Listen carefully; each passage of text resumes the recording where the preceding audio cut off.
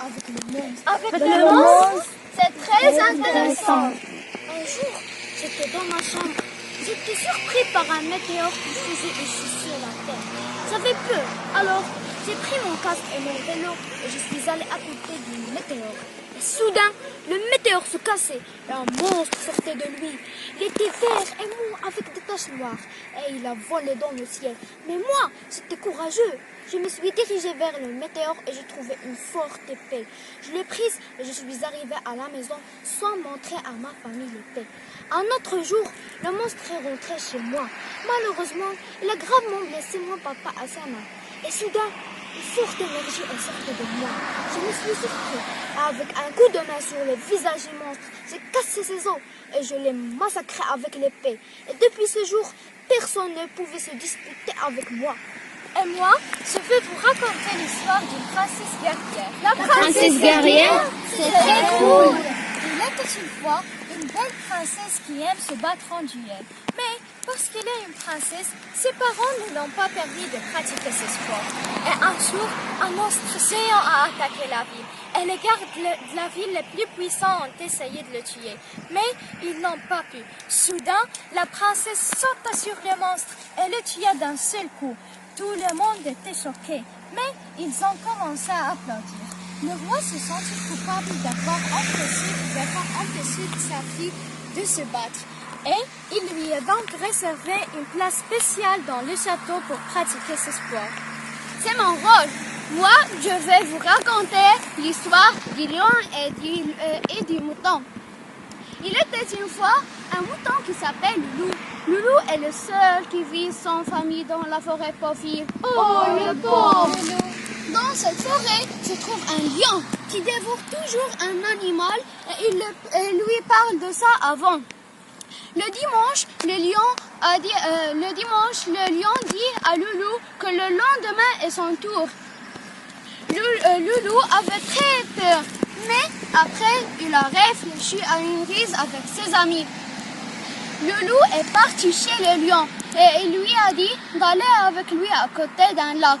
Le lion a accepté et quand ils sont arrivés au lac, les amis de Loulou ont tué le lion et tous les animaux étaient très heureux. Bravo Loulou, il est très intéressant. Alors, attendez, maintenant ce sera mon tour. Je vais vous raconter l'histoire du chapeau magique. Le chapeau magique? Oui. Le froid d'avril, dans une maison calme et très propre, était peinte de couleurs bizarres. Au fond de cette maison, une fille est en train de chercher dans la cave de son grand-père qui est mort. Ça fait longtemps. Elle a trouvé un chapeau. Elle l'a pris et elle l'a mis sur sa tête. En voulant voir sur le miroir, elle ne voit pas le reflet de son corps. Après une longue réflexion, elle était contente de sa découverte. En ce moment, le chapeau qui est écrit par son grand-père, qui avertit tout le monde dans le monde fantastique. Le monde fantastique? Oui. Soudain, le corps de la fille commence à disparaître dans l'autre monde, peu à peu. Mais heureusement, elle a enlevé rapidement le chapeau, puis il a raconté à sa famille tout ce qui s'est passé avec elle. Et ils ont décidé de garder le secret du chapeau magique et de l'enterrer avec le grand-père. Wow, si j'avais ce chapeau. Moi aussi. Et moi, je vais raconter une histoire du lapin et le grand méchant loup. Il était une fois un grand méchant loup, très gourmand, qui ne trouve plus à manger. Il décida d'aller dans la forêt pour se nourrir. C'est là qu'il trouva un petit lapin qui ne bougeait plus. En le voyant, il avait très peur du grand méchant loup, mais lui dit « Bonjour, regarde là-bas, il y a un champ de carottes. »« Oh ça, je ne vois rien, » dit le lapin. Mais se regarde bien derrière toi. Dès que le lapin tourna le dos, et le grand méchant loup sauta dessous et la bala tout cru. Quel méchant loup! Le lapin s'est bien fait avoir.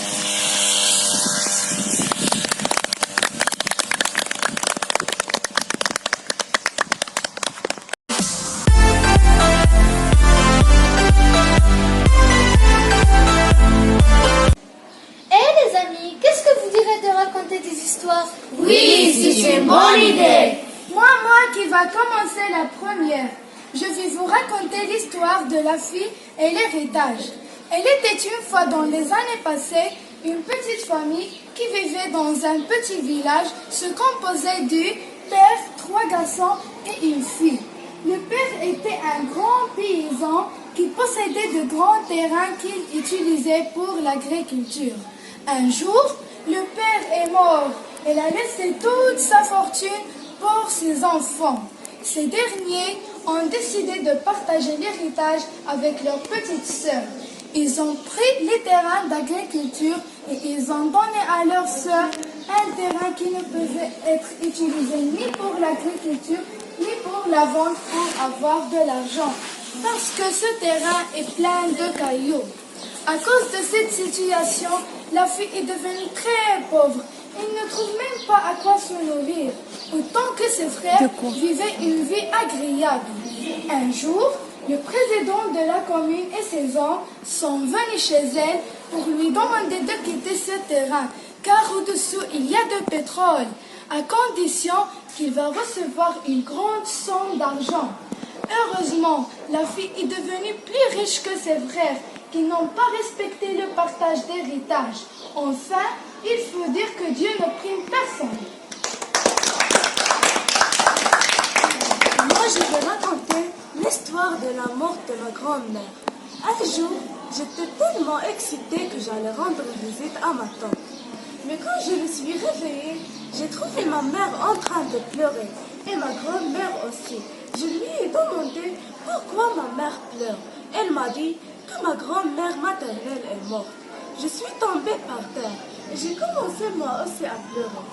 J'ai appelé mon père et je lui ai dit que ma grand-mère maternelle est morte. À 10 heures, mon père est revenu. Ils ont préparé les valises et elles sont parties. C'était vraiment un événement très triste pour toute la famille. Oh la pauvre! Moi, je vais vous raconter l'histoire de la fille qui s'appelle Rose. Il était une fois une fille qui s'appelait Rose. Elle était très riche, mais elle n'était pas gentille avec ses femmes de ménage. Il les fatigue beaucoup. Un jour, elle a demandé à sa femme de ménage qui s'appelait Melika de faire un délicieux petit déjeuner. Malheureusement, Melika était très malade. Quand elle était en train de préparer le petit déjeuner, elle s'évanouissait. Rose a vu Melika par terre. Elle a appelé l'ambulance. Le médecin a consulté Melika. Et il a dit à Rose que Melika était malade du cancer.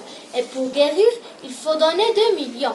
Rose a accepté de lui donner la somme d'argent qu'il a demandé. Enfin, Melika est guérie. A guéri. Et Rose est devenue très gentille. Elle achetait des maisons aux pauvres, de la nourriture, et elle donnait des vacances aux femmes de ménage pour se reposer.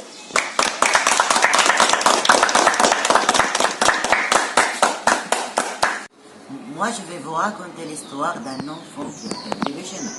Il était une fois un enfant de notre quartier qui s'habituait de jouer en dehors de sa maison. Mais un jour, il s'est éloigné de son quartier pour acheter des bonbons qu'il a vus à la télévision. Mais malheureusement, 2 personnes veulent voler son argent. L'enfant courait à grande vitesse, mais elle a perdu le chemin et il ne pourrait revenir à sa maison. Lorsqu'il avait faim, entre à un restaurant et a commencé à voler sur lui. Le chef de restaurant l'a vu et l'a attrapé. Et lui a demandé le numéro de téléphone de ses parents. Heureusement, l'enfant avait le numéro de téléphone de son père, qui est venu très vite pour payer les consommations de son fils. Et elle a pris très content avec son fils.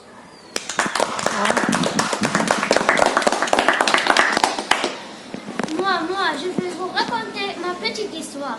Il était une fois un petit garçon qui s'appelait Tom. Il était très heureux avec sa famille. Une nuit, Tom était en train de regarder la télévision et il a entendu quelque chose qui attendait dans leur jardin. Puis il est sorti et il a vu un vaisseau spatial et des extraterrestres. Alors il les a aidés à réparer le vaisseau spatial et ils sont partis. Une fois, un jeune garçon qui vivait avec ses parents dans un petit village. Un jour, le jeune garçon est allé avec ses amis à la forêt pour s'amuser, sans que ses parents ne savaient. Alors, sa maman était très inquiète. Il a cherché partout, mais il n'a trouvé personne. Son père aussi déclaré à la police. Celle-ci aussi n'a trouvé personne. Le soir, le jeune garçon est revenu avec ses amis au village. Ses parents étaient très contents. Ses parents étaient très venus. Puis, il a raconté ses amis à la forêt.